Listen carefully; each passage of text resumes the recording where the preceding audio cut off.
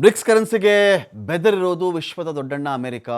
BRICS currency ಅಂತ ಹೇಳಿ ಒಂದು ಚರ್ಚೆ ಆಗ್ತಾ ಇದೆಯಲ್ಲ, ಈ ಒಂದು ಕರೆನ್ಸಿ ವಿಚಾರದಲ್ಲಿ ಅಮೆರಿಕದ ನಿಲುವಿದೆಯಲ್ಲ, ಇದು ಅಮೆರಿಕದ ನಿಲುವು ಬ್ರಿಕ್ಸ್ಗೆ ಹೆದರಿಸ್ತಾ ಇದ್ದಾರಾ ಇವರು, ಅಥವಾ ಬ್ರಿಕ್ಸ್ಗೆ ಹೆದರ್ಕೊಂಡು ಅಮೆರಿಕ ಈ ಥರ ಮಾಡ್ತಿದ್ದಾರಾ ಅಂತ ಒಂದು ಪ್ರಶ್ನೆ ಹುಟ್ಟು ಹಾಕಿದೆ ಜಾಗತಿಕ ಮಟ್ಟದಲ್ಲಿ.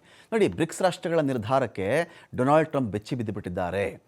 ಬ್ರಿಕ್ಸ್ ನಿರ್ಧಾರವನ್ನು ಹೇಗಾದರೂ ಮಾಡಿ ಇದನ್ನು ನಾವು ತೊಡೆದು ಹಾಕಬೇಕು, ಇದನ್ನು ಒಡೆದು ಹಾಕಬೇಕು ಅನ್ನೋ ಒಂದು ಕಾರಣಕ್ಕೆ ಏನು ಮಾಡ್ತಿದ್ದಾರೆ ನೋಡಿ. ಬ್ರಿಕ್ಸ್ ಕರೆನ್ಸಿ, ಬ್ರಿಕ್ಸ್ ರಾಷ್ಟ್ರಗಳು ಸೇರಿಕೊಂಡು ಏನೋ ತೀರ್ಮಾನವನ್ನು ಮಾಡೋದು, ಅವರೇ ನಿರ್ಧಾರವನ್ನು ಮಾಡೋದಾದರೆ ಬ್ರಿಕ್ಸಿಂದ ನಮ್ಮ ದೇಶಕ್ಕೆ ಏನಾದರೂ ಬರಬೇಕು ಅಂತ ಹೇಳಿದ್ರೆ ನಾನು ಅವ್ರಿಗೆ ಆ ಬ್ರಿಕ್ಸ್ ರಾಷ್ಟ್ರಗಳ ಕೂಟಕ್ಕೆ, ಆ ಬ್ರಿಕ್ಸ್ ಕೂಟದಲ್ಲಿ ಯಾವೆಲ್ಲ ರಾಷ್ಟ್ರಗಳಿರ್ತಾವೋ ಆ ರಾಷ್ಟ್ರಗಳಿಂದ ನನ್ನ ಅಮೆರಿಕಾಗೆ ಯಾವುದೇ ವಸ್ತು ಬರಬೇಕು ಅಂತ ಹೇಳಿದ್ರೆ 100% ಟ್ಯಾಕ್ಸ್ ಹಾಕ್ಬಿಡ್ತೀನಿ ನಾನು.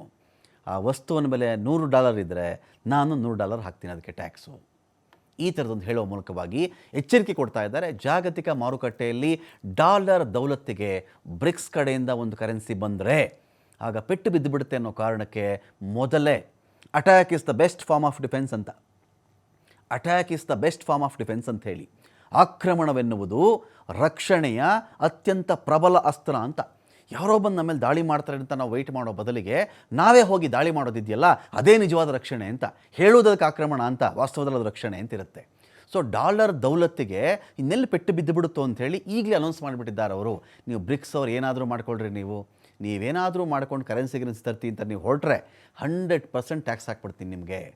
ಅಮೆರಿಕ ಮೇಲೆ ನಿಮ್ಮ ಅವಲಂಬನೆ ಅಷ್ಟಿರುತ್ತಲ್ಲ, ನೀವೇನೇ ನಮ್ಮ ದೇಶಕ್ಕೆ ನಿಮ್ಮ ಕಡೆಯಿಂದ ರಫ್ತು ನಮ್ಮ ಕಡೆಗೆ ಆಮದಾಗಬೇಕಲ್ಲ, 100% ಟ್ಯಾಕ್ಸ್ ಹಾಕ್ತೀನಿ, ನೋಡ್ತಾ ಇರಿ ಅಂತ ಹೇಳಿಬಿಟ್ಟಿದ್ದಾರೆ.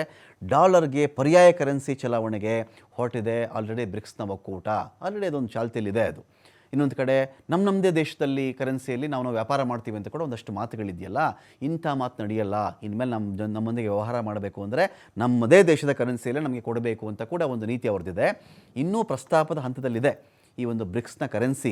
ಪರ್ಯಾಯ ಕರೆನ್ಸಿ ಸದ್ಯ 10 ದೇಶಗಳು ಸದಸ್ಯತ್ವವನ್ನು ಹೊಂದಿವೆ ಬ್ರಿಕ್ಸ್ನ ಒಕ್ಕೂಟದಲ್ಲಿ. ಬ್ರೆಜಿಲ್ ಇದೆ, ರಷ್ಯಾ ಇದೆ, ಭಾರತ ಇದೆ, ಚೀನಾ, ದಕ್ಷಿಣ ಆಫ್ರಿಕಾ ಪ್ರಮುಖ ದೇಶಗಳು ಇದರಲ್ಲಿ.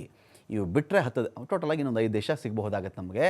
ಇಂಥ ಎಲ್ಲ ದೇಶಗಳಿಗೂ ಕೂಡ ಅಮೆರಿಕ ಇದೀಗ ಟಾಂಟ್ ಕೊಡೋ ಕೆಲಸವನ್ನು ಮಾಡ್ತಾ ಇದೆ. ಹಾಗಾದರೆ ಡಾಲರ್ ಮೇಲೆ ಒಂದು ವೇಳೆ ಬ್ರಿಕ್ಸ್ ಕರೆನ್ಸಿ ಬಂದರೆ ಏನು ಪರಿಣಾಮ ಆಗುತ್ತೆ? ಡಾಲರ್ ಮೇಲೆ ಪರಿಣಾಮ ಅಂತ ಹೇಳಿದಾಗ ಜಾಗತಿಕ ರಾಷ್ಟ್ರಗಳ ಪ್ರಭಾವಿ ಗುಂಪಿನಲ್ಲಿ ಬ್ರಿಕ್ಸ್ ಕೂಡ ಒಂದಾಗುತ್ತೆ. ಅಮೆರಿಕ ಅವಲಂಬನೆ ಮಾಡಿರ್ತಕ್ಕಂಥ ಹಲವು ರಾಷ್ಟ್ರಗಳು ಬ್ರಿಕ್ಸ್ ಸದಸ್ಯ ದೇಶಗಳು ಕೂಡ ಹೌದು. ಪರ್ಯಾಯ ಕರೆನ್ಸಿ ಡಾಲರ್ಗೆ ಬದಲಾಗಿ ನಾವೊಂದು ಕರೆನ್ಸಿ ಮಾಡ್ತೀವಿ ಅಂತ ಹೊರಟ್ರೆ ಡಾಲರ್ ಬೇಡಿಕೆ ಇಳಿಯಬಹುದು. ಜಗತ್ತಿನ ಕರೆನ್ಸಿಗಳ ಎದುರು ಡಾಲರ್ ಮೌಲ್ಯವನ್ನೇ ಕಳೆದುಕೊಳ್ಳುತ್ತೆ. ಇವತ್ತಿಗೆ ಡಾಲರ್ ಎದುರುಗಡೆ ರೂಪಾಯಿ ಹಾಗಾಯಿತು ಹೀಗಾಯಿತು ಅಂತ ಮಾತಾಡ್ತೀವಲ್ಲ, ಅಯ್ಯೋ ಡಾಲರೇ ಬೇಡ ಹೋಗ್ರಿ, ನಮಗೆ ಬ್ರಿಕ್ಸ್ ಕೂಟದಲ್ಲಿರ್ತಕ್ಕಂಥ ನಮ್ಮದೇ ಒಂದು ಕರೆನ್ಸಿ ಇದೆ ಅಂತ ಮಾಡಿಕೊಂಡಾಗ ಡಾಲರ್ನ ಕೇಳೋರಿಲ್ಲದಂತ ಆಗಬಹುದು. ಇದರಿಂದ ಅಮೆರಿಕದ ಅರ್ಥವ್ಯವಸ್ಥೆಗೆ ಭಾರಿ ಪೆಟ್ಟು ಬೀಳುತ್ತೆ.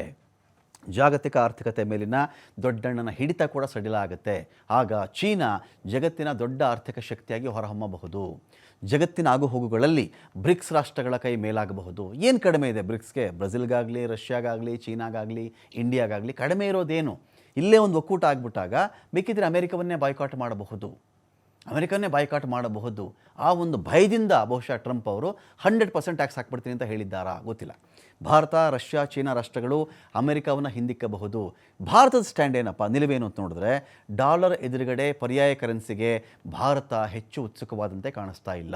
ಆದರೆ ರೂಪಾಯಿಯನ್ನು ಜಾಗತಿಕ ಮಟ್ಟದಲ್ಲಿ ಕರೆನ್ಸಿಯನ್ನಾಗಿಸಬೇಕು ಅಂಥೇಳಿ ಒಂದು ಪ್ರಯತ್ನ ಭಾರತದ ಕಡೆಯಿಂದ ಇದೆ. ತನ್ನ ವ್ಯವಹಾರಗಳಲ್ಲಿ ರೂಪಾಯಿಯನ್ನೇ ಬಳಸುವಂಥ ಉದ್ದೇಶ ಭಾರತದ್ದು. 2022ರಿಂದ ಅಂತಾರಾಷ್ಟ್ರೀಯ ವ್ಯಾಪಾರದಲ್ಲಿ ರೂಪಾಯಿಯನ್ನೇ ಬಳಸಬೇಕು ಅಂಥೇಳಿ ಶುರು ಮಾಡಿಕೊಂಡಿದೆ. ಡಾಲರ್ ಕೊರತೆ ಇರುವಂಥ ರಾಷ್ಟ್ರಗಳಿಗೆ ಪರ್ಯಾಯ ಕರೆನ್ಸಿ ಬೇಕೇ ಬೇಕು.